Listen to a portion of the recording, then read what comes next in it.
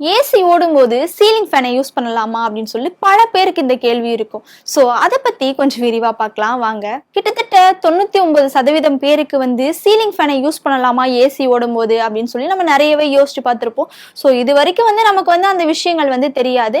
அது என்ன அப்படின்னு பார்த்தீங்கன்னா வச்சுக்கோ, ஏசி ஓடும்போது கண்டிப்பா சீலிங் ஃபேனை யூஸ் பண்ணலாங்க.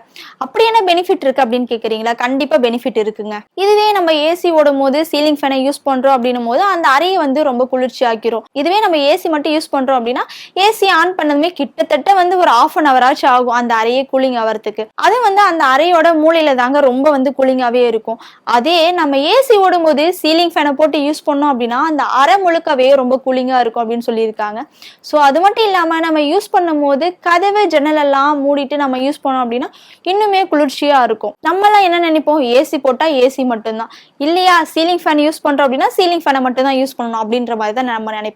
ஆனா கண்டிப்பா கிடையாது. நம்ம ரெண்டையும் யூஸ் பண்ணும் போது நமக்கு நிறையவே பெனிஃபிட் இருக்கு. அது என்ன பெனிஃபிட் அப்படின்னு கேக்குறீங்களா? பொதுவாவே நம்ம எல்லாருக்குமே வந்து ஐயோ எங்க யூனிட் அதிகமா வந்துருமா, ஐயோ இவ்வளவு வந்துருமா அவ்வளவு வந்துருமா அப்படின்ற மாதிரி யோசிப்போம். ஆனா உங்களுக்கு இனி அந்த கவலையே வேணாங்க. அப்படி நீங்க சீலிங் ஃபேனையும் ஏசியும் ஒன்னா பயன்படுத்துறீங்க அப்படின்னா உங்களுக்கு வந்து யூனிட் வந்து கம்மியா வரும். ஏன் அப்படின்னு பாத்தீங்கன்னா அது ரெண்டும் சேர்ந்து அந்த ரூம் ஃபுல்லுக்கு அந்த காற்று வந்து பரவும் போது நமக்கு வந்து சீக்கிரமாவே கூலிங் ஆயிடும்.